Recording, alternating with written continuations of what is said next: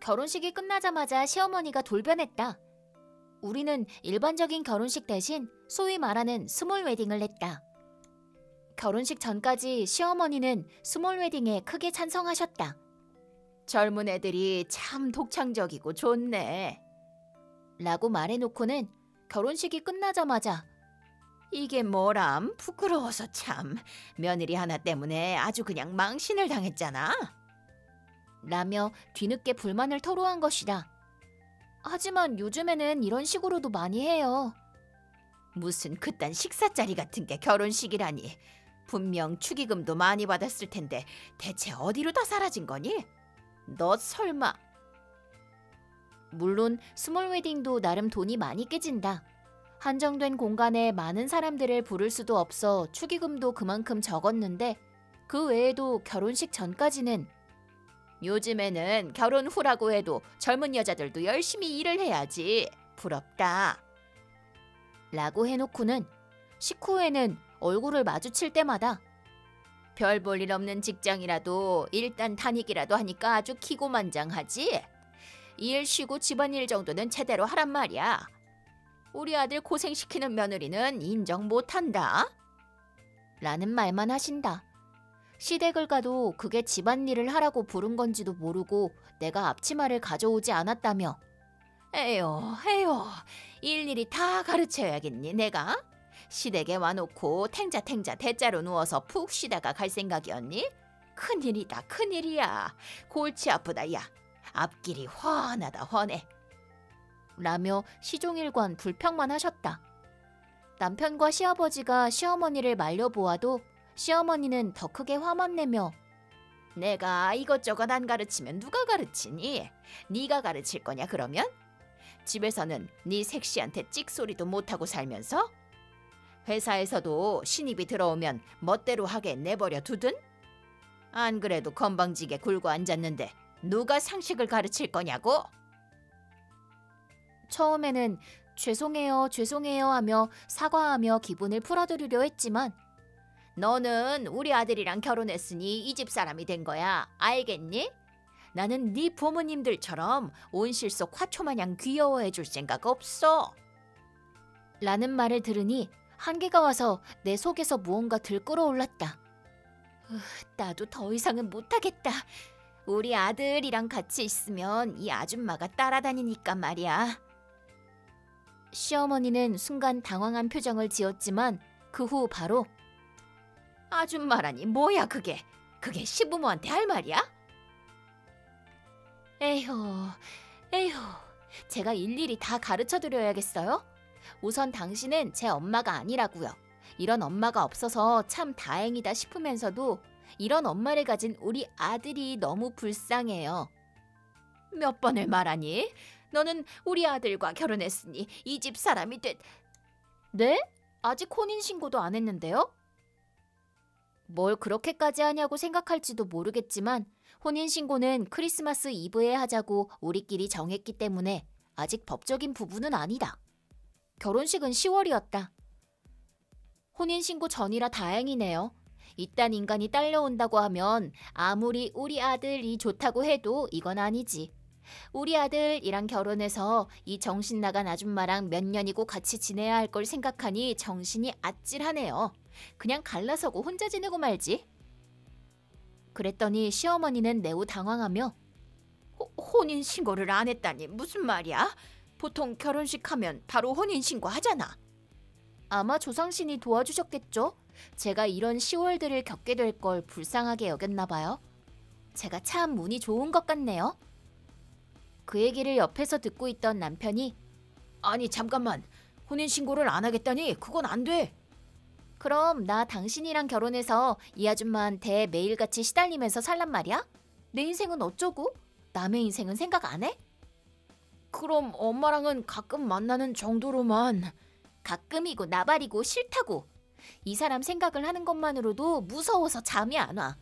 앞으로 이 사람이 죽을 때까지 이딴 식으로 상식이 없니 뭐니 하는 소리 듣는 거 생각만 해도 미칠 것 같아. 내 박진감 넘치는 연기를 보고 시어머니는 아가 왜 그러니 진정 좀 해라 라며 손을 뻗길래 더 오버하면서 사람 살려! 라고 하면서 도망쳤다. 그 후 시아버지가 적당히 안 해? 남의 집 귀한 딸을 들여와서는 이게 무슨 행패야?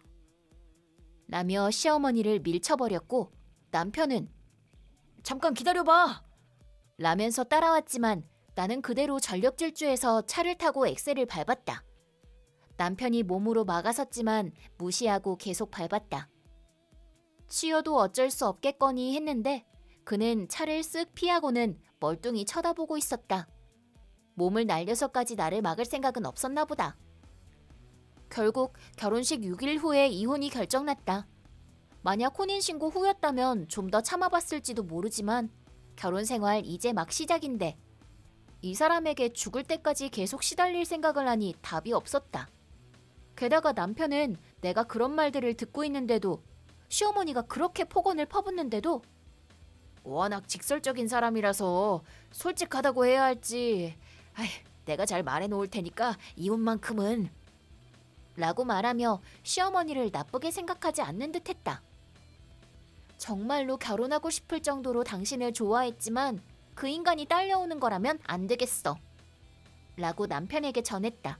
그러자 그 인간이라니? 말이 그게 뭐야? 내 어머니인데. 라며 되레 화를 냈다. 결혼이라는 건 가족과 가족이 하나가 되는 거라고 보는데 그 상대 가족이 그딴 식이고 결국 그 아들도 한 패인 이상 언젠가는 무너져 내릴 관계였다고 생각한다. 시어머니 왈. 나도 결혼하고 쭉 시어머니한테 시달려왔다. 내 팔자야. 라고 하는데 바꿔 말하면 본인도 시달려왔으니까 자기 며느리한테는 그래도 된다 라는 말이 된다. 그 후에 절대 내가 먼저 다시 잘해볼 생각 없어. 혼인신고도 안 해. 라고 못 박았다. 먼저 결혼한 언니가 농담으로 준 음성 녹음기가 아주 도움이 됐다. 그는 친가랑은 연을 끊을게 라고 말해주길래 그럼 지금 당장 회사 그만두고 지금까지 가본 적 없는 지방회사로 이직해. 그리고 부모님이랑 친척들한테 주소도 알려주지 말고 전화도 하지 마. 아니면 당장 내 친정으로 이사 오던가. 오더라도 당신 어머니는 출입 금지는 물론이고 집 반경 5km 이내도 접근을 하면 안 돼. 어떻게 할래? 라고 말하자 지금 당장은 어렵지 라고 한다. 시댁의 괴롭힘은 충분히 유책 사유라고 생각한다는 점, 결혼식에 와준 분들이나 축의금을 보낸 분들에게 도로 돌려드릴 것, 이혼은 아닐지언정 결혼이 성사되지 않은 경위와 원인을 제대로 설명할 것, 그리고 큰 금액은 아니지만 예식 비용도 다 부담할 것을 전했다. 시어머니는 마지막까지 왜 혼인신고 안 했다고 말을 안 했니? 2번 다시 힘들게 안 하마 라며 울었다. 그리고 자신이 얼마나 옛날 시어머니한테 시달렸는지, 얼마나 불쌍한 인간인지를 얘기하며 동정을 사려고 했으나 그런 말 들은 적 없는데요? 라며 내가 퉁명스럽게 말하자 더 크게 울며 발버둥 쳤다. 심지어 우리 집에 찾아와 현관 앞에 엎드려 절까지 하길래 부끄러워 죽는 줄 알았지만 그냥 내버려 뒀더니 더 이상 오지 않았다.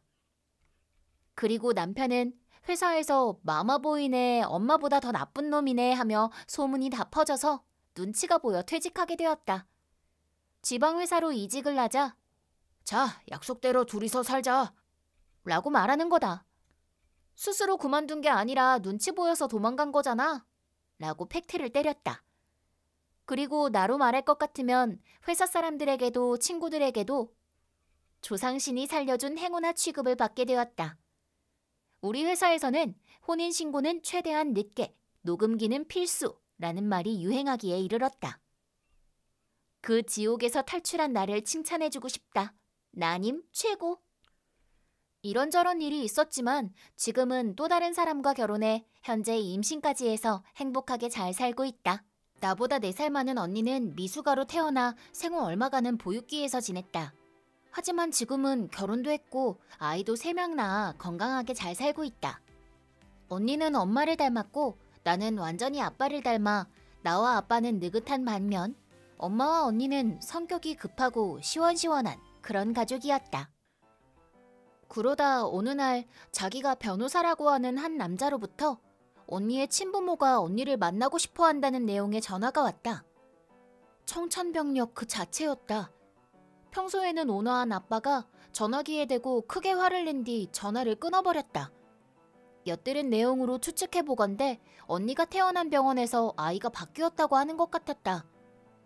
너무 드라마 같은 전개에 당황한 아빠가 말없이 안방으로 들어가 버렸다. 그리고 엄마는 넋이 나갔다. 지금까지 언니라고 생각했던 사람이 피 한 방울 안 섞인 타인이라는 말과 동시에 진짜 언니는 다른 곳에 있다는 사실에 아빠 정도까지는 아니었지만 나도 적잖게 당황했다. 이 문제는 쉽게 해결되지 않겠구나 생각하며 며칠을 보냈는데 그 변호사 아저씨가 언니와 가족의 친자 확인 검사를 받게 해달라며 DNA 감정서를 들고 다시 찾아왔다. 엄마는 계속해서 울고 있다가 상대 아이의 이름을 본 순간 이 아이는 어떤 아이인가요? 지금 무엇을 하며 지내고 있나요?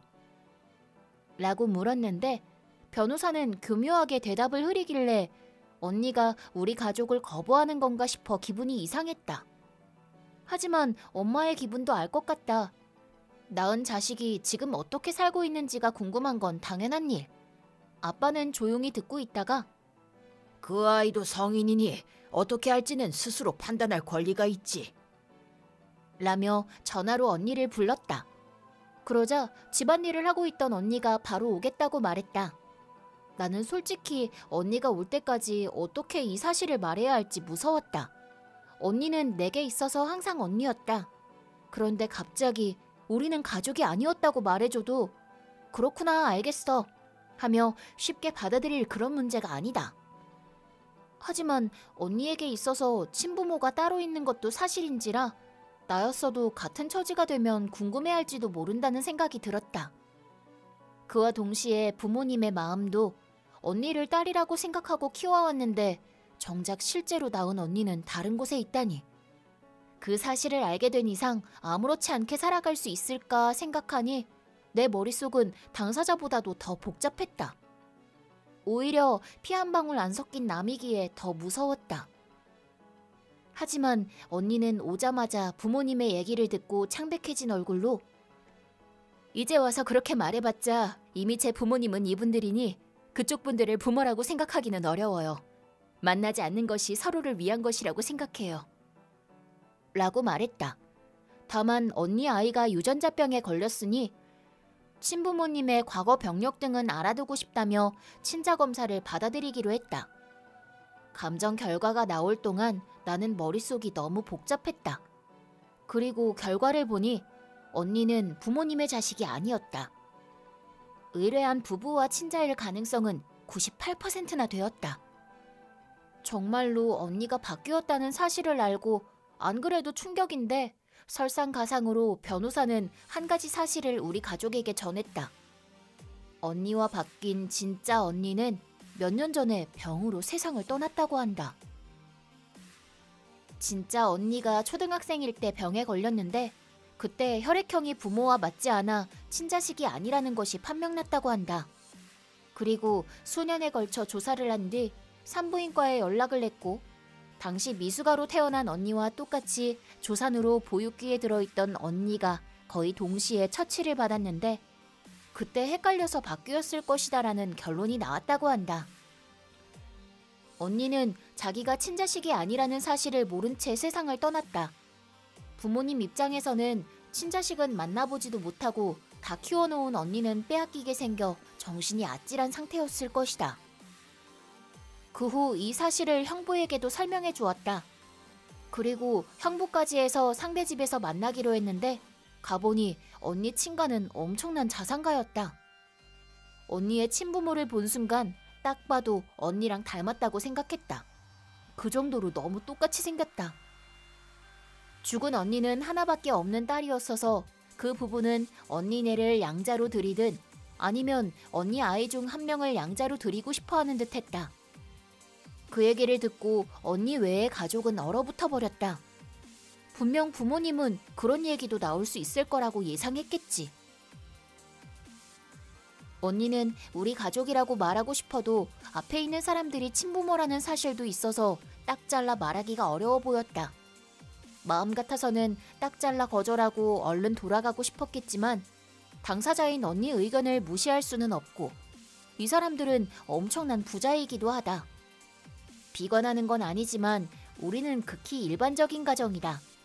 생활하는 데에 문제는 없지만 여행을 가고 싶으면 돈을 모아야 하고 명품도 하나 없다. 그래서 자산가 부모를 앞에 두고 언니가 어떤 대답을 할지 모두 겁이 났을 거라고 생각한다. 의자에 앉아있던 아빠는 계속 땀을 닦고 있었다. 하지만 언니는 그 얘기를 듣자마자 차가운 어조로 "아, 역시 그렇게 나오시네요." 라고 말하며 친족의 기왕증만 듣고 나서 얼른 돌아가려고 했다. 당연히 언니 친부모는 당황하며 손주 치료비는 아끼지 않을 거다. 최고 수준의 치료를 받게 해줄게. 라며 언니를 붙잡았다. 실제로 그렇게 하는 것이 어려운 일은 아닐 것이다. 이 정도의 자산가라면 심지어 손주 치료비라면 돈을 아끼지 않겠지. 친모가 한술 더 떠서 딸이 계속해서 병을 앓으며 고통스러워하는 것을 지켜볼 수밖에 없었어. 내 친딸에게까지 나와 같은 일을 겪게 하고 싶지는 않아. 도와주게 해주렴. 라며 눈앞에서 펑펑 우는 모습을 보며 마음이 조금은 움직였나 싶었는데 친부가 딸에게 든 양육비나 학비는 다 드리겠습니다. 딸을 돌려주세요. 라고 말한 순간 엄마는 친부에게 차를 부어버렸고 아빠는 멱살을 잡으려 했다. 하지만 듣고 있던 언니가 죄송하지만 두 분과는 앞으로 만날 일은 없어요. 제 부모님은 여기에 계신 아빠와 엄마뿐이거든요. 그리고 앞으로 일절 저희 가족과도 접촉하지 말아주세요. 라고 말하며 우리를 데리고 집을 떠났다. 그 후 변호사로부터 몇 차례 연락이 왔지만 그때마다 거절했더니 더 이상 전화도 오지 않게 되었다. 그 후로 이 일에 대해서는 아무도 얘기를 꺼내지 않아 자연스럽게 얘기가 끝났다. 언니 친모는 돈을 지원해가며 언니와 조금이라도 엮이고 싶었던 것 아닐까 싶다. 하지만 결과적으로 그걸 깨버린 건 친부였다고 생각한다. 나도 그렇지만 부모님 입장에서는 돈을 줄 테니 딸을 내놓아라 라고 하는 것과 다를 게 없었다. 바뀐 딸이라고는 하나 부모님은 나도 물론이지만 언니를 애지중지 키워온 고생도 있고 울고 웃으며 함께 지내온 언니와의 시간을 돈으로 사려고 한 그 친부의 태도를 용서할 수 없었을 것이다. 우리가 나갈 때 친모는 거의 실신할 정도로 울고 있었다. 친부는 의도와는 다르게 말실수를 한 것이 아닐까? 솔직히 언니의 친모가 울며 부탁했을 때 언니는 고민하는 듯한 표정이었다. 그건 돈 때문이 아니라 입으로는 뭐라고 말하든 친모의 우는 얼굴에 마음이 움직인 듯한 그런 표정이었다. 그러니 어쩌면 친부의 그 한마디가 없었다면 언니는 친부모와 연을 끊는 일까지는 없었을지도 모른다. 함께 살거나 아이를 양자로 보내는 것은 어려울지 몰라도 가끔 만나러 가는 정도는 가능하지 않았을까? 나도 참 복잡한 심정이지만 친부모가 있는 언니 마음이 더 중요하니까. 그 후로 반년이 지났는데 언니가 친부모 생각을 하는 듯한 모습은 전혀 없었다. 전과 다를 바 없이 가끔 친정에 놀러와 다 함께 떠들거나 아이들을 부모님께 보여드리고 일을 하러 간다던가 하는 일상을 보내고 있다.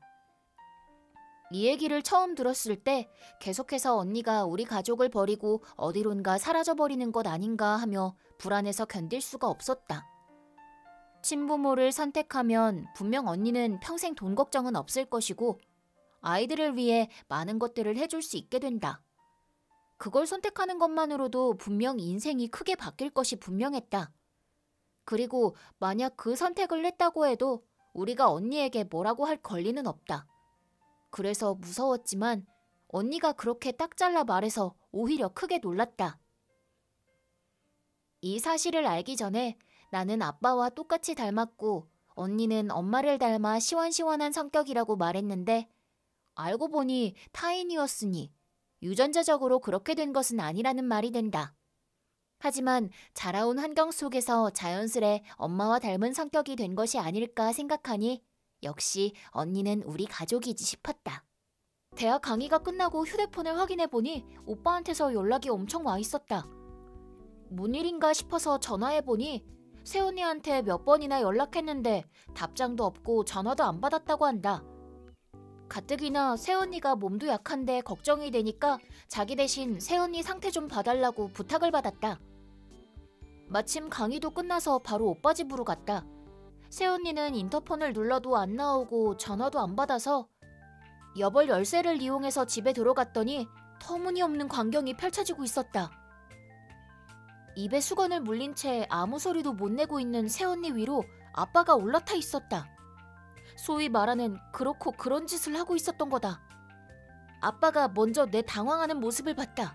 그리고 이런... 옷을 갈아입고 그대로 집을 빠져나갔다. 나는 아빠를 쫓아가기에 앞서 새언니 입에 물려있던 수건을 빼냈다.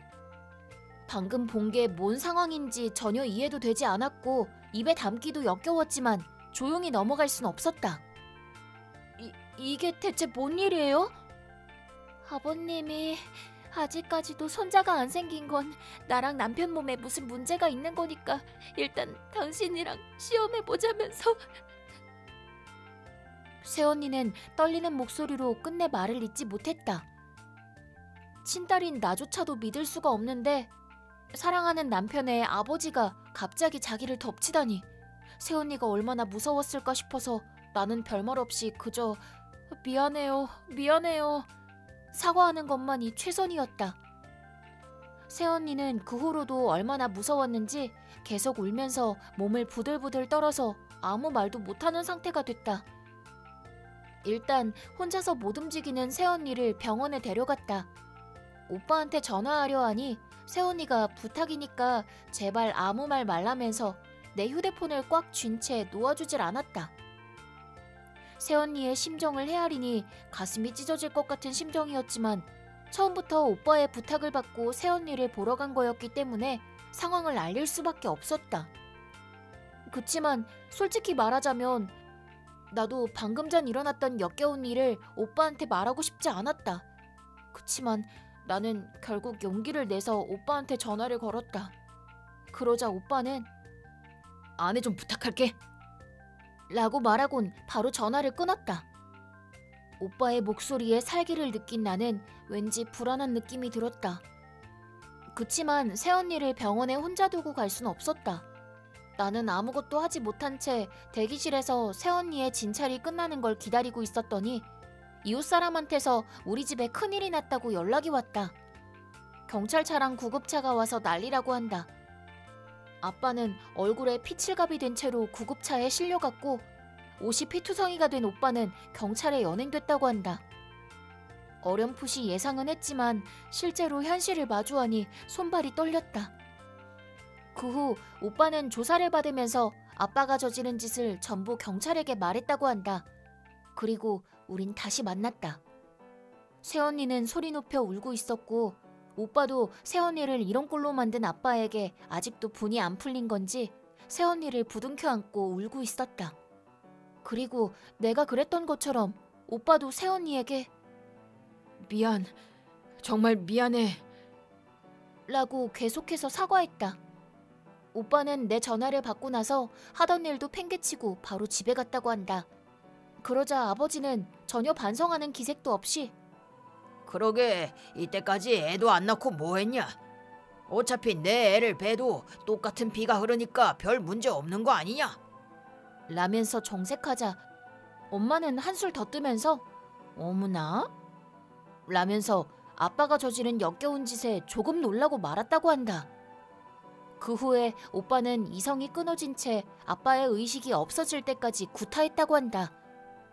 엄마는 구급차를 부르면서 아빠한테 어떻게 그럴 수 있니? 라고 아빠를 두둔하길래 오빠는 하마터면 엄마도 때릴 뻔했다고 한다.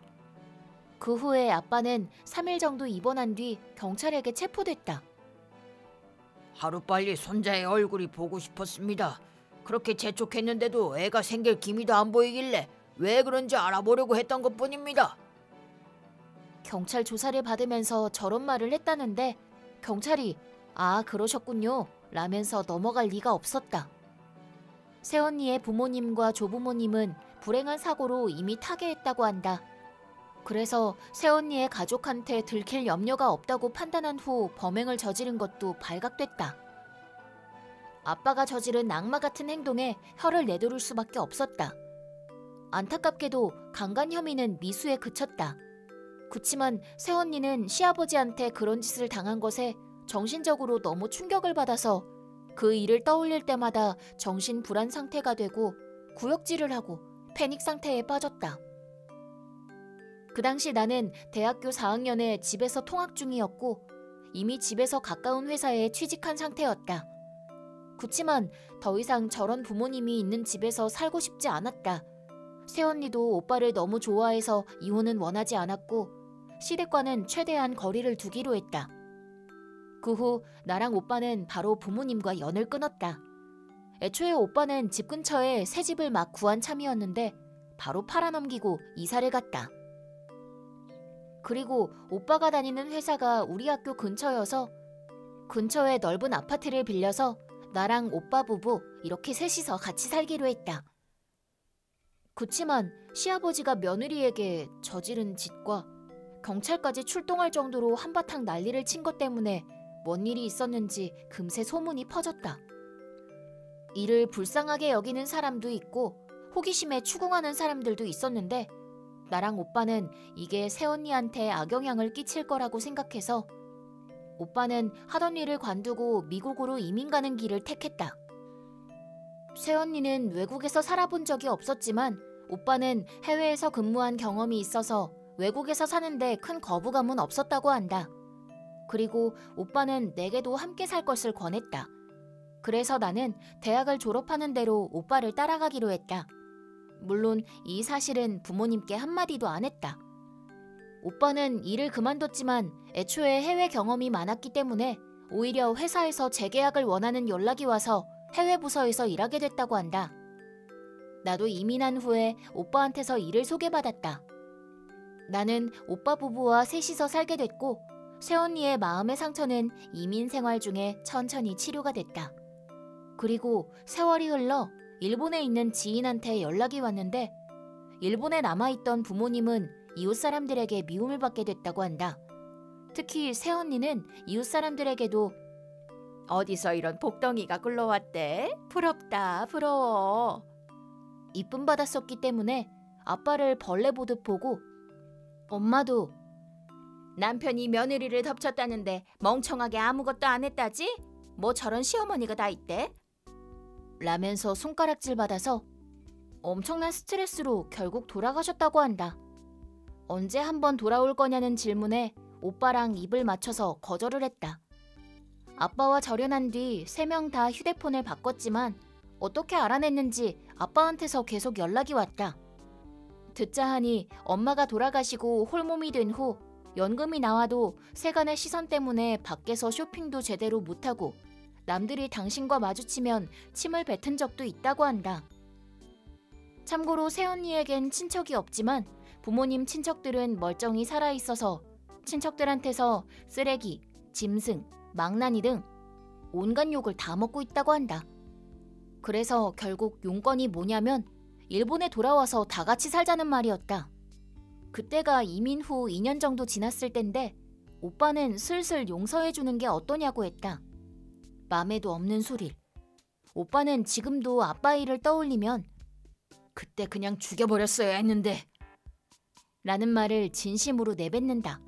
그래서 아빠한테 그렇게 죽고 싶으면 오빠한테 직접 연락해 보시지 라고 물어봤더니 기어가는 목소리로 전화를 끊어버렸다. 그 후론 연락이 전혀 없었다. 아빠랑 전화했던 걸 오빠와 새언니에게 말할 생각은 없다. 지금 평온하게 지내는 새언니에게 또 스트레스를 주고 싶진 않다.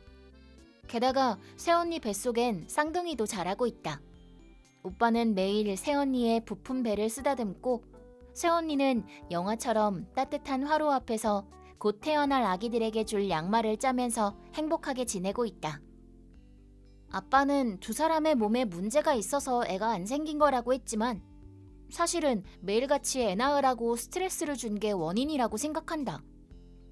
나는 아직 경험이 없지만 새언니가 애를 낳고 매일 행복하게 웃는 걸 옆에서 보고 있으면 나도 덩달아 행복할 것 같은 기분이 든다.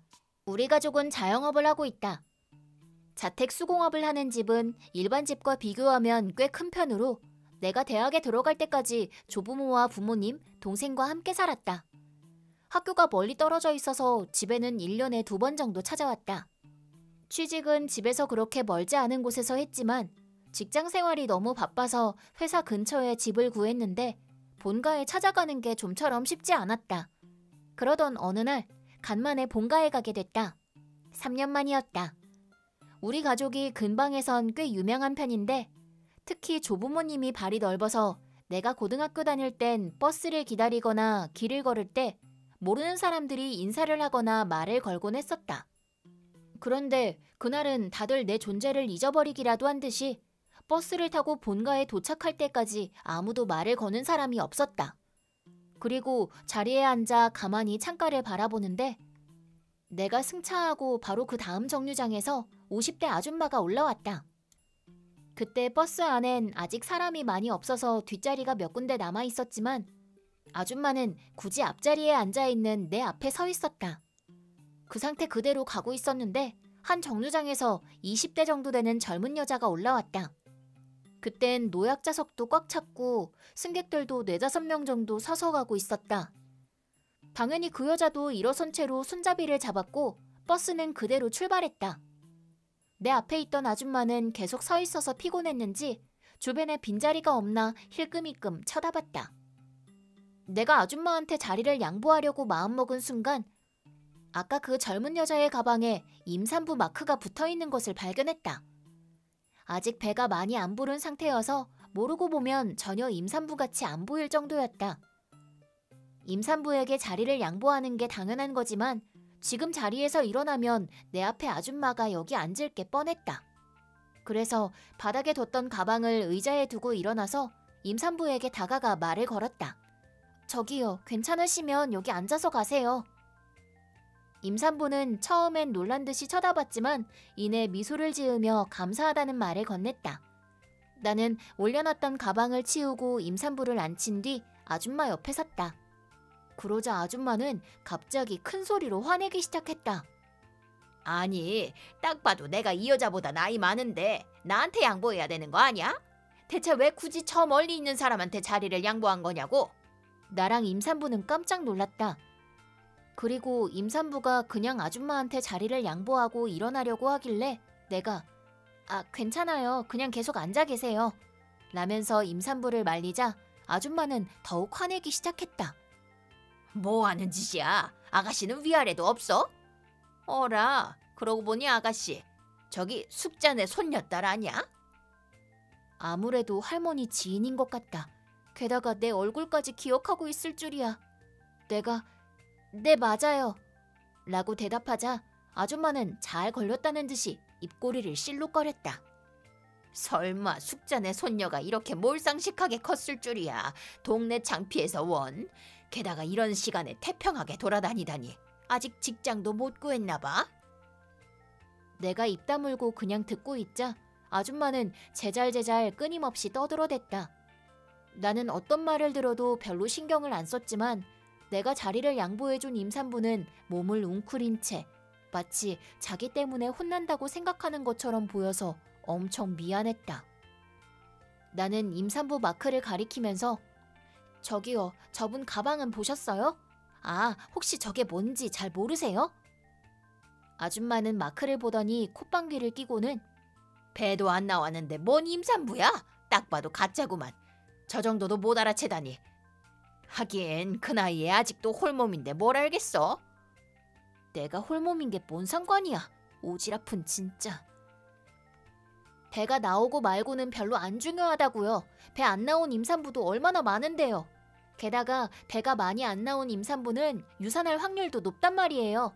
그런데도 제가 임산부보다 당신에게 먼저 양보해야 되나요? 혹시 버스가 급정거해서 임산부가 넘어지기라도 하면 어떡해요? 뱃속의 아기가 어떻게 돼도 상관없어요? 내가 쏘아붙이자 아줌마의 얼굴은 시뻘개졌다. 누구는 애 안 낳아본 줄 알아? 애도 없는 노처녀가 뭘 안다고 떠들어대는 거야? 그 나이 먹고 직장도 없으니 우덜은 대하는 게 아주 개판이네. 아줌마는 큰 소리로 고함쳤다. 주변에 승객도 많았는데 내가 일일이 말대답하니 열받은 것처럼 보였다. 알겠어요. 그렇게 앉아서 가고 싶단 말씀이시죠? 나는 그렇게 말하고 근처에 있는 여고생에게 자리를 양보해 줄 수 없겠냐고 말을 걸었다. 그 여고생은 등에 책가방을 맨 채 양손에 한가득 짐을 들고 있었는데 비틀거리면서 아줌마에게 앉으세요 라면서 말을 건넸다. 참고로 아줌마는 숄더백 하나만 메고 있어서 양손은 비어 있었다. 그러자 부끄러운 건 아나 본지 됐어! 라고 말하곤 바로 하차벨을 누르고 버스에서 내리려고 했다. 그때 나는 아줌마에게 한마디 했다. 저는 당신 말대로 아직 결혼은 안 했지만 백수는 아니에요. 의사라고요. 그것도 산부인과. 솔직히 적어도 당신보다는 임산부에 대해서 잘 알고 있을 거라고 생각해요. 그러니까 아까처럼 어줍다는 지식 내세워서 소중한 아기의 목숨을 위협하지 마세요.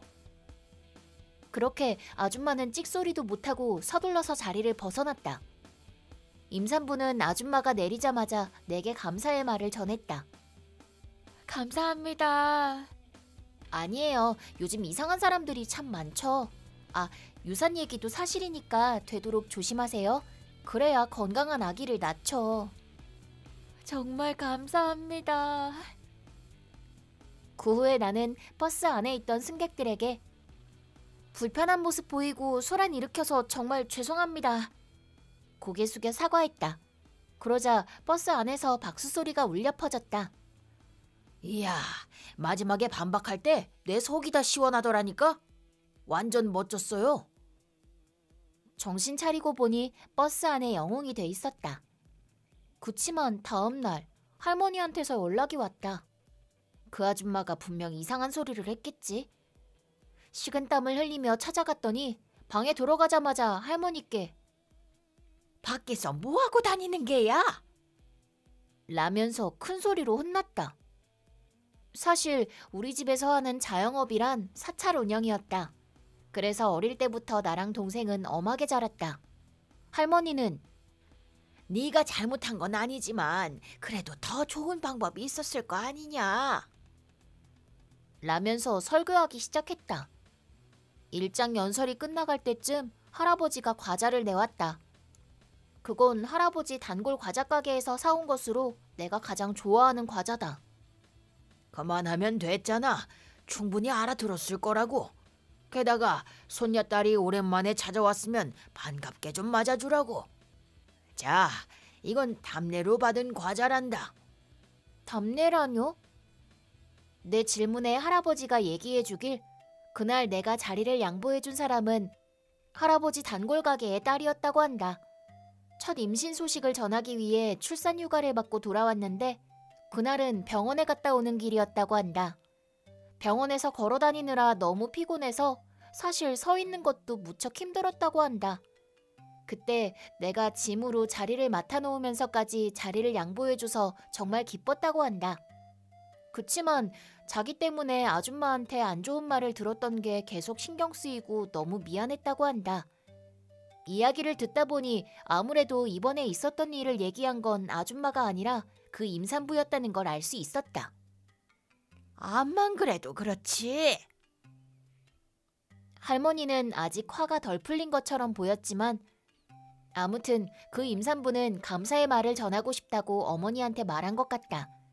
당연히 임산부의 어머니는 가게 단골인 우리 할머니를 알고 있었고 그녀의 손녀인 나에 대한 것도 바로 눈치채서 일부러 감사의 표시로 과자까지 챙겨서 절까지 방문하게 된 것이라고 한다.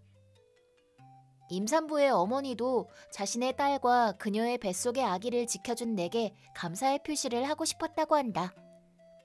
딱히 내가 뭘 바라고 도와준 건 아니었지만 나의 행동이 누군가를 기쁘게 했다는 사실은 꽤나 기분이 좋았다. 참고로 그 후에 할머니한테서 전화로 들은 얘긴데 그 아줌마는 내 말대답에 상당한 충격을 받은 건지 할머니랑 마주치자마자 바로 주랭랑을 쳤다고 한다. 남편이 진통과 씨름하는 나를 두고 떠나버렸다. 그날의 나는 임신 10개월 차로 살면서 처음 느껴보는 고통스러운 진통에 병원 신세를 지고 있었다. 아파. 진통이 심해질 거라고는 알고 있었지만 솔직히 이렇게까지 아플 줄 몰랐다.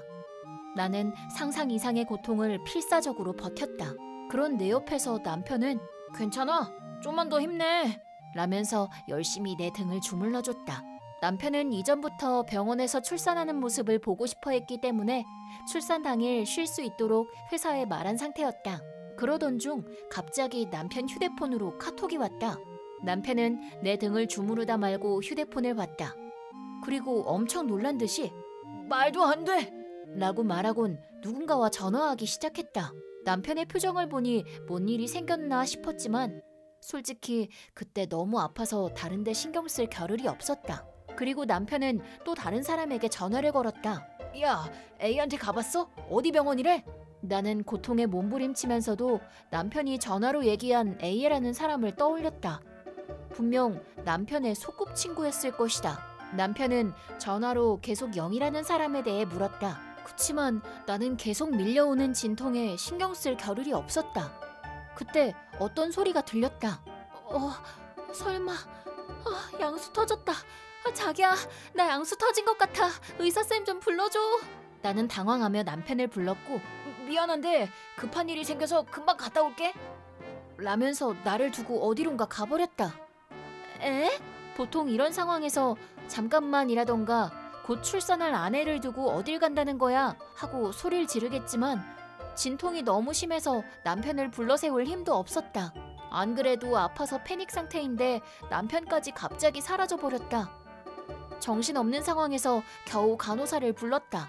혹시 모를 감염에 대비해서 병원 측에 간병인은 최소 인원으로 두라는 말을 들었다. 그래서 출산하는 것을 지켜보고 싶어 했던 남편 혼자 간병인으로 뒀던 건데 영문도 모른 채 갑자기 사라져버린 것이었다. 나는 담당 간호사에게 양수가 터진 것과 남편이 사라진 것에 대해서 말한 뒤 바로 언니에게 전화를 걸었다. 여보세요? 언니? 나는 휴대폰을 꽉 쥐고 고통에 신음하면서 언니에게 상황을 설명했다. 그러자 언니는 뭐? 양수가 터졌는데 갑자기 없어졌다고? 그게 뭐하는 짓이래? 금방 갈 테니까 좀만 기다려 라고 말했다. 언니는 이 두 아이의 엄마고 평소에도 나를 무척 이뻐했다. 언니와의 전화를 끊고 나서도 나는 계속 고통에 몸부림쳤다. 그리고 나는 엄청난 고통 끝에 분만대에 올랐다. 간호사가 내게 언니분이 오셨네요 라고 하자마자 수미야, 좀 더 힘내. 거의 다 왔어. 언니의 응원 소리가 들려왔다. 그 후로 20분 정도 지났을까. 나는 건강한 여자애를 낳았다. 내가 기억하는 순간은 딱 여기까지였다. 그 다음 눈을 떴을 땐 못 보던 병원 천장이 보였다. 여기가 어디지? 그때 언니의 모습이 보였다. 수미야, 드디어 깼구나. 축하해. 애는? 아주 건강해. 네 걱정이나 해, 바보야. 출혈이 너무 심해서 응급실로 실려왔단 말이야. 그랬구나.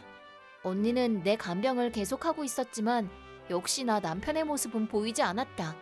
그 후로 며칠간 나는 침대에서 한 발자국도 못 움직였지만 언니가 내 옆에 꼭 붙어서 주변 일을 도와줬다. 그리고 내 몸 상태는 많이 호전돼서 내 딸이랑도 마주할 수 있게 됐다. 진짜 내 딸이구나. 귀여워. 그러게, 귀엽다. 그 후로 나와 언니는 한 번 더 남편에 대해서 얘기한 끝에 언니가 시댁에 연락을 했는데 시어머니가 이에 대해 자세한 얘기를 해줬다고 한다. 남편은 사고로 입원한 A를 찾아갔는데 어째선지 병원에서 에이, 어째서 너한테 이런 일이 생긴 거야? 라고 울부짖으면서 가족밖에 못 들어가는 중환자실에 들어가려고 해서 경호원에게 제지당했다고 한다. A네 가족은 당연히 남편이 누군진 알고 있었지만 두 사람의 관계는 전혀 몰랐기에 넋놓고 우는 남편의 모습에 당황할 뿐이었다. 너무 놀란 나머지 시어머니께 연락을 했었지만 시어머니도 놀라긴 마찬가지였다. 분명 오늘 내 출산일이랬는데 왜 거기 있지? 라는 반응이었다고 한다. 시어머니는 서둘러서 A가 입원한 병원으로 와서 너 여기서 뭐하니? 며느라가 두고 여기서 뭐하냐고? 라고 말해도 우리 둘 사이를 방해하지 마. 라면서 화를 냈다는데 시어머니도 남편이 왜 그런지 전혀 몰랐다.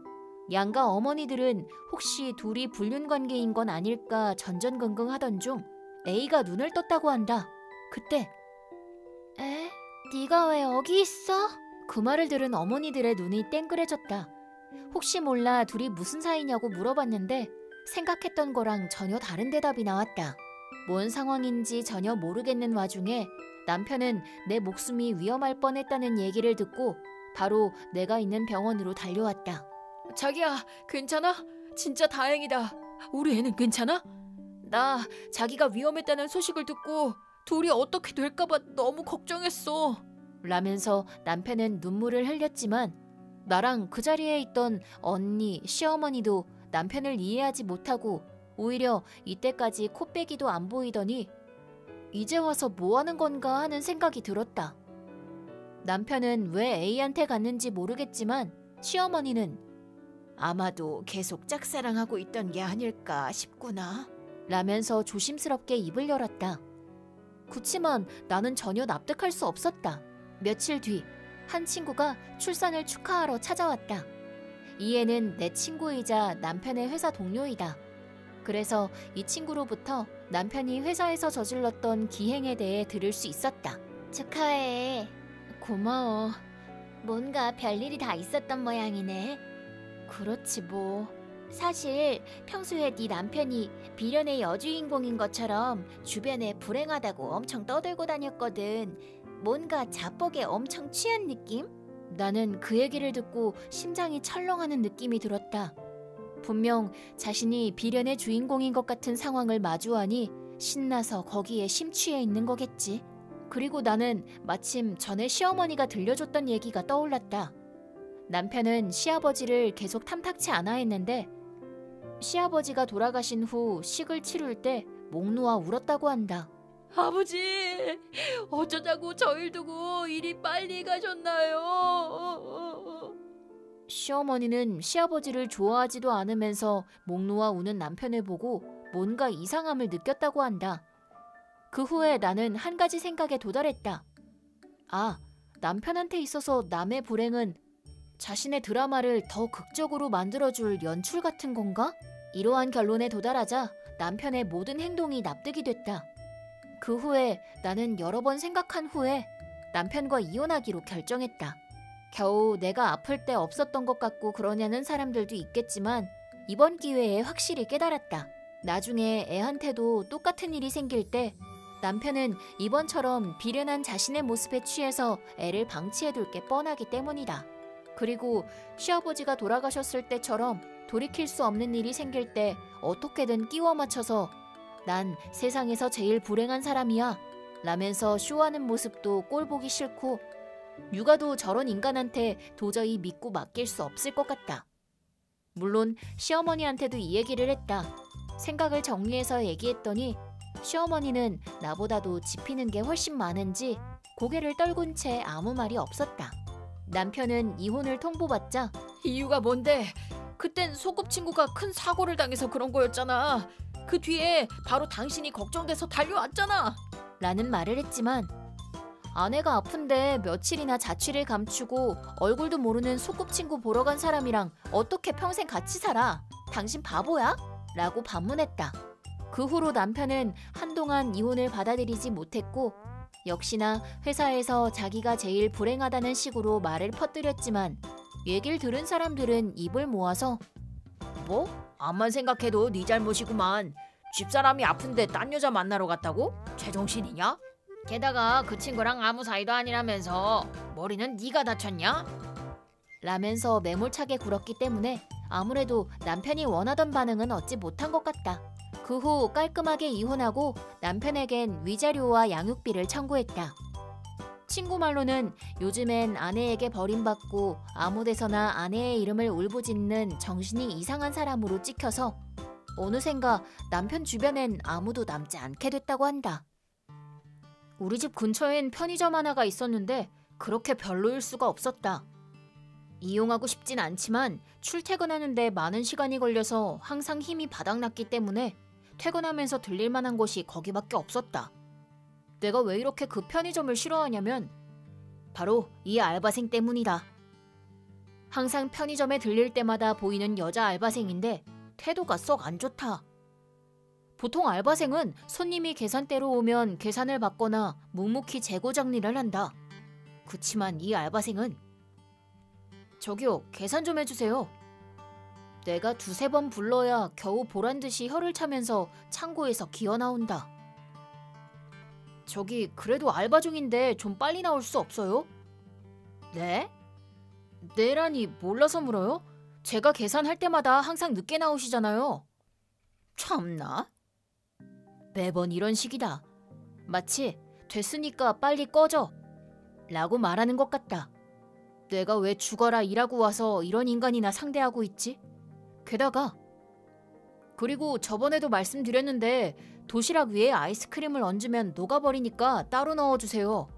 그리고 그때 도시락도 얼마나 뜨거웠는지 아세요? 몇 초 데워야 하는지 확인 안 해봤죠? 접객도 그렇고 다른 기본적인 것들도 이런 식으로 하시면 좀 곤란한데요? 뭐래? 그러게 누가 여기서 사래? 볼일 다 봤으면 저리 꺼져. 알바생은 귀찮아 죽겠다는 듯이 말했다. 이에 대해 점장한테 말해서 접객 태도를 좀 바꿔보려고 했지만 아니 이게 뭐야? 이 인간이 점장이라고? 지금까지 전혀 눈치 못 챘는데 알바생의 명찰에 정확하게 점장이라고 쓰여 있었다. 더 높은 사람을 통해 태도를 바꿔보려고 했더니만 당사자가 그 높은 사람이면 뾰족한 수가 없다. 나는 전의를 상실한 채 편의점을 빠져나왔다. 집 가는 길에 있는 편의점은 여기밖에 없다. 한 군데 더 있긴 하지만 멀리 빙 돌아서 가야 한다. 그치만 도저히 저 편의점엔 안 가고 싶어서 퇴근 후 체력과 멘탈이 바닥났어도 20분이나 할애해서 다른 편의점에 다니게 됐다. 다른 편의점은 멀긴 했지만 친절했다. 같은 편의점인데 이렇게까지 차이 나다니. 나는 그 점장의 태도에 대한 분노는 사그라들었지만 그래도 일단 편의점 본사에 연락해서 내가 겪었던 일에 대해 클레임을 넣었다. 그치만 돌아온 대답은 형식적인 대답뿐이었다. 대단히 죄송합니다. 뻔한 대답에 일말의 기대도 놔버렸다. 그치만 부끄럽게도 요리를 못하는 내게 편의점은 꼭 필요한 곳이다. 그래서 멀리 있는 편의점까지 갔던 건데 어느 날 역에서 내리자마자 갑자기 천둥번개가 쳤다. 우산 쓰기도 무섭고 멀리 돌아가기도 싫어서 짜증나지만 전에 그 쓰레기 점장이 있는 편의점으로 뛰어갔다. 편의점엔 웬 아저씨가 한 명 있었다. 그 아저씨는 편의점 안을 둘러보면서 도시락이나 디저트, 음료수, 잡지 코너 등을 유심히 살펴봤다. 아, 시간 지나면 좀 그치려나? 바로 나가봐야 도시락만 젖을 테고. 우산은 사면 벼락 맞을까봐 무섭고. 나는 잡생각을 하면서 편의점 안에서 밖을 쳐다보고 있었는데 날씨가 바로 풀릴 것 같진 않았다. 그리고 점장은 변함없이 창고에 틀어박혀 나오지도 않았다. 원래라면 엄청 짜증났겠지만 오늘은 조용히 비나 피하고 싶었기 때문에 차라리 안 보이는 편이 솔직히 다행이라고 생각했다.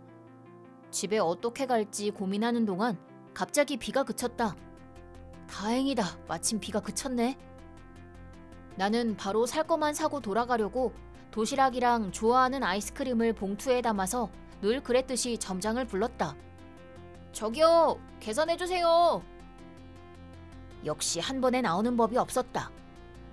그때 창고 문이 좀 열려 있어서 우연찮게 안을 봤더니 점장은 안에서 게임하고 있었다. 저기요, 계산해달라고요. 내가 소리치자 점장이 불만 가득한 표정으로 나왔다. 한창 재밌었는데 왜 방해질이야? 진짜 밥맛이야. 점장이 한 말에 그건 내가 하고 싶은 말이거든요. 진짜 점장 맞아요? 손님도 안 받고 뭐 하는 거예요? 라고 말하면서 본사에 연락해서 클레임을 걸었던 기억은 났지만 역시 아무런 변화도 없는 모습에 혀를 찼다. 뿐만 아니라 점장은 내 말에 화가 났는지 알바야? 그래서 뭐? 불만 있어? 기분 나쁘게 내 도시락을 낚아채서 계산했다. 그리고 아무런 말도 없이 고개로 포스기를 가리키면서 얼만지 알아서 보라는 듯한 제스처를 취했다. 나는 화내면서도 도시락 시간 제대로 확인해서 데워주세요. 한 번만 더 도시락으로 화상 입게 되면 진짜 가만 안 둬요. 참나, 지가 뭔데 이래라 저래라야? 라면서 도시락을 다 데우곤 잠깐만! 내 말을 무시한 채 도시락 위에 아이스크림을 올려서 비닐에 담아줬다. 덕분에 아이스크림은 녹아버리고 도시락도 더러워졌다. 당신 뭐하는 짓이에요? 일부러 그러는 거예요? 시끄러워. 쫑알쫑알 귀찮게 하지 말고 당장 꺼져. 나는 점장의 태도에 어이가 없어서 할 말을 잃었다. 그러자 뒤에서 항상 이런 식으로 응대하나? 아까 전 아저씨가 입을 열었다. 짜증나. 당신은 또 뭐야? 점장은 진심으로 짜증난다는 듯이 그 아저씨를 노려봤지만 여기 접대가 문제 있다고 클레임이 들어왔네. 나는 아저씨의 말에 놀라서 뒤를 돌아봤다. 그 아저씨는 계속해서 분명 본사에서 제대로 공지하고 메일로 회신까지 받았으니 조금은 나아졌을 거라고 생각했는데 전혀 바뀐 게 없군요. 라면서 낮은 목소리로 말했다.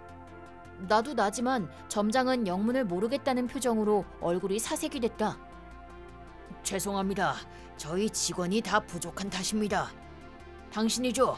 매일 이 시간에 저희 편의점을 이용했지만 점장의 태도가 불량해서 이제 먼 길 돌아서 다른 편의점을 이용한다는 분이. 네 맞아요. 저예요. 그럼 당신은... 그때 아저씨는 주머니에서 지갑을 꺼내서 이런 꼴로 죄송합니다. 저는 여기 편의점 회장 되는 사람입니다. 회사는 이미 아들놈에게 맡겼지만 클레임은 고객의 소중한 의견이지 않습니까? 그래서 한 번씩 제가 직접 확인해 보곤 합니다. 회장님? 아까 전까지 그렇게 당당하던 점장은 기어가는 목소리를 내면서 회장 앞에서 벌벌 떨고 있었다. 회장은 내게 모처럼 본사에 직접 의견을 내주셨는데 전혀 개선되지 못한 모습 보여드려 죄송합니다.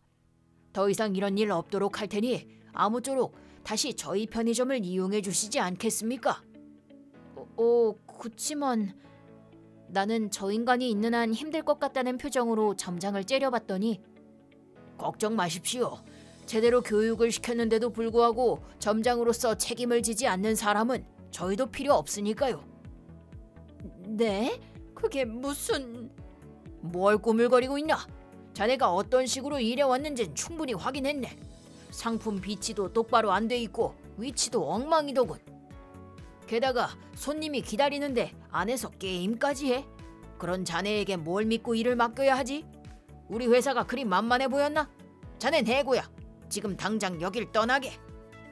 말도 안 돼. 점장은 안절부절 못하더니 결국 회장의 말을 듣고 유니폼을 벗고 사라졌다.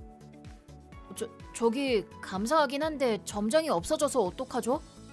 괜찮습니다. 일할 사람도 얼마든지 있고 오늘은 제가 아침까지 여기 있을 테니까요. 회장은 그렇게 말하고 유니폼으로 갈아입었다. 나중에 알고 보니 점장은 근무 태만뿐만 아니라 멋대로 편의점 음식을 챙겨 먹고 다른 알바생들을 괴롭혀왔던 것이 발각돼서 경찰에 신고당했다고 한다. 설마 내가 건 클레임 때문에 지점 하나가 싹 다 바뀌다니 좀 놀랐지만 새롭게 교체된 점장이 너무 좋은 사람이라서 이곳은 다시 내게 오아시스 같은 곳이 됐다. 우리 집은 이사가 잦았다. 아빠 회사 사정으로 우리 가족은 2, 3년에 한 번 정도 이사를 가곤 했다. 전근을 완전히 다른 지역으로 가는 것은 아니라서 이사가 그렇게까지 힘들지는 않았던 것과 내가 다 자랄 때까지는 가족이 함께 지내야 한다는 부모님의 교육 방침으로 인해 우리는 아빠가 전근 갈 때마다 함께 따라다녔다. 그러다 초등학교 6학년 때 또다시 전학을 갔는데 거기서 우두머리 행세를 하는 주희가 말을 걸었다. 전학 오자마자 야, 우리 같이 민지 괴롭히자. 라며 나를 끌어들인 것이다. 민지는 주희와는 정반대 타입의 아이였다. 나는 전학생이라 여러 번 따돌림 당한 과거가 있어서 민지가 어떤 애인지도 잘 모르겠고 괴롭히는 건 나쁜 거야. 나는 안 해. 라고 거절했다. 그랬더니 다음 날부터 반 애들이 나와는 말을 섞지 않았다. 다들 주저하는 눈치였다. 아, 또다시 전학 갈 때까지 따돌림 당하겠구나 싶었지만 반대로 생각하면 전학 갈 때까지만 참으면 그만이니 절대 주희한테 휘둘리지도 괴롭힘에 가담하지도 않을 거라고 결심했다. 그런데 주희는 내 당당한 태도가 마음에 들지 않았는지 주저하는 반 친구를 내 앞으로 끌고 와서는 얘 세균이라고 불러. 얘 좀 만져봐. 같은 명령을 내렸다. 명령받은 애가 나를 살짝 만진 순간 으악, 세균을 만졌어. 야, 빨리 다른 애한테 옮기지 않으면 너가 세균 된다. 라는 말을 하며 반을 아주 그냥 난장판으로 만들었다. 하지만 나는 전혀 개의치 않았고 아무 일도 없었다는 듯이 의자에 앉아 책을 읽고 있었다. 당연히 그게 주희 신경을 더욱 자극했고 그 뒤로는 주희의 괴롭힘이 나날이 심해져 갔다. 책상은 항상 신발 자국으로 더럽혀져 있었고 교과서에는 낙서가, 실내화에는 쓰레기나 죽은 벌레가 있었다. 청소할 때는 책상을 앞이나 뒤로 옮기는데 내 책상만 발로 차서 물건이 다 쏟아지게 만들기도 했다. 주희의 명령으로 교실 한 구석에서 애들 몇 명이 모여 내 실내화나 얼굴, 머리 등을 엉망진창으로 만든다. 그래도 다들 모른 채만 했다. 아무도 손을 내밀어주지 않는 교실에서 옷도 머리도 노트나 교과서까지도 항상 먼지투성이가 되곤 했다. 민지가 나에게 직접 무언가를 하지는 않았다. 민지도 민지대로 물건이 사라지거나 했지만 말이다. 그러다 2학기가 되자 주희가 없을 때 여기저기서 미안해, 사실은 나도 너 무시하기 싫어. 미안, 주희가 너무 무서워서 미안해. 미안해, 주희 없을 때는 같이 놀고 그러자. 라며 말을 걸어주는 애들이 나타났다. 자기들도 무섭긴 할 테니 괜찮아, 걱정하지 마 라고 대답했고 그 후로 주희의 눈을 피해 우리 집에 반 친구들이 놀러오기 시작했다. 우리 집은 부모님이 일하느라 안 계셔서 항상 엄마가 집에 계시는 아이들은 우리 집을 편하게 생각했다. 그때쯤에 교실에서는 그냥 무시당하는 정도로 대놓고 주희에게 뭔가 당하는 일은 없었고 주희의 명령을 받더라도 다가와서는 미안해 라고 속삭이며 눈치껏 봐주는 정도까지 갔다. 방과 후 우리끼리 얘기를 나누거나 핫케이크를 만들거나 게임을 하며 매일 재밌게 보냈다. 그러다가 주희 무리들까지도 내게 말을 걸어왔다. 나 사실은 주희가 너무 싫어. 여태 미안했어. 라고 한다. 뭘 이제 와서 태도를 바꾸나 싶었지만 쿨하게 받아주었고 주희 무리들도 우리 집에 놀러오게 되었다. 그러다 무리 중 한 명이 주희가 자기도 놀러와도 되냐고 묻던데? 라고 했고 반 친구들과 주희 무리들도 하나같이 완전 싫어 라고 했던 순간이 기억난다. 주희의 표적은 조용한 영주로 바뀌었다고 하는데 난 잘 모르겠다. 나는 반에서는 변함없이 홀로 지냈고 체육 시간에 2인 1조로 활동할 때도 아무도 나와 짝을 지어주지 않았고 반 친구들끼리 졸업 파티를 할 때도 나와 민지와 영주만 불러주지 않았다. 중학교에 올라가자 주희와 반이 갈라져서 안심했다. 중학생이 되자 내 과거를 모르는 애들이 대부분이라 따돌림은 전혀 없었다. 게다가 나의 반에는 주희처럼 우두머리 같은 존재가 없어서 평화 그 자체였다. 가끔 주희와 복도에서 스쳐 지나갈 때도 있었는데 주희는 변함없이 껄렁거리는 얼굴로 팔을 크게 휘저으며 복도 중앙을 걷고 있었다. 언제부터였는지는 정확히 기억나지 않지만 중학교 1학년 말에 주희와 같은 반 여자아이들로부터 주희 실내화가 화장실에 버려져 있었어. 주희 체육복이 다 더럽혀진 채로 교실 구석에 나뒹굴더라. 라는 얘기를 자주 듣게 되었다. 같은 무리였던 애들과 크게 싸웠다는 얘기는 들었다. 사실 초3 때 따돌림 당했었어. 난 1학년 때 연필 빼앗긴 적도 있어. 같은 말을 하는 애들도 하나둘씩 나왔다. 중학생이 되자 애들도 점점 주희가 왜 그렇게 나대는지 모르겠어. 애초에 주희가 뭐가 무섭다고. 게다가 존못이잖아. 다리도 짧고. 같은 말들이 여기저기서 튀어나오기에 이르렀고 어느샌가 주희랑 마주칠 때마다 존못, 뚱땡이, 그딴 얼굴로 잘도 걸어다니네 라고 말해줬어. 주희 물건 또 없어졌어. 선생님이 찾아주라고 하더라. 걔 물건을 내가 왜 찾아줘야 돼? 라는 말을 듣는 게 일상다반사가 되어 있었다. 주희 물건이 더럽혀지거나 없어지는 건 여태까지 당해왔던 애들이 복수한 게 아닐까 싶다. 그 후로 2학년이 되어 겨울도 슬슬 끝나갈 때쯤 나는 방과 후에 더럽혀진 신발을 씻으러 체육관 옆에 있는 수도가로 향했다. 아, 차가워라.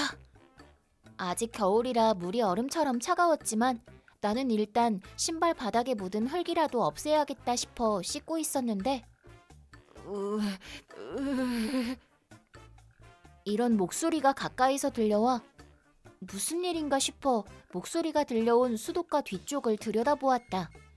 그러자 거기에는 주희 교복이 다 젖은 채로 웅크리고 앉아 움직이지 않고 있었다. 해도 다 저물어 엄청 추운 와중에 주희는 덜덜 떨며 울고 있었다. 괴롭힘을 당했다는 것을 바로 알 수 있었다. 내 교복 빌려줄까? 라고 말을 걸었다. 주희랑 대화를 하는 건 2년 만이었다. 하지만 주희는 얼굴을 들고 나와 눈이 마주치자마자 이렇게 말했다. 꼴 좋다고 생각했지? 어차피 속으로 비웃고 있을 거 아니야. 이 위선자야. 나는 목에 걸고 있던 수건을 주희한테 던지고 그대로 무시하고 돌아갔다. 그 후 주희는 감기에 걸려 병원에 입원하게 되었고 종업식에도 못 나오게 되었다. 봄학기가 시작됐는데도 주희는 보이지 않았고 3학년이 되기 직전에 아무도 모르게 전학 갔다는 말을 들었다. 그리고 무슨 우연인지 아빠의 다음 근무지 근처 중학교에 주희가 있었다. 놀랍게도 주희는 몸이 완전히 다 말라 뼈와 피부밖에 안 남은 채로 휘청거리며 복도를 걷고 있었다. 주희를 아는 애의 말에 따르면 주희가 자기가 따돌림 당하는 이유가 본인이 뚱뚱해서라고 생각했고 겨울방학 동안에 과격하게 다이어트를 했고 그 때문에 봄학기가 시작될 때쯤에는 정신적인 스트레스도 있어 섭식 장애 때문에 한 번에 거식증이 와서 정신병원에 입원했었다고 한다. 한때는 의식불명 기아 상태까지 갔지만 겨우 다시 살아나 3학년이 되어 전학을 가니 겨우 학교에 나갈 수 있을 정도는 되었다. 그럼에도 상태가 아직 좋지 않아 몸은 삐쩍 마른 채로 멍하니 앉아 누구와도 대화하지 않는다고 한다. 의식장애도 있는 듯하여 나를 봐도 알아보지 못했고 눈이 마주쳐도 아무 말도 없이 그냥 지나쳐갔다. 의사는 원래대로는 영영 돌아오지 못할지도 모른다고 했다고 한다. 그런 주희가 어떻게 보면 딱하다고 생각될 수도 있지만 솔직히 말해서 계속 애들을 괴롭혀온 벌을 받는 거라 인과응보에 불과할 뿐이다.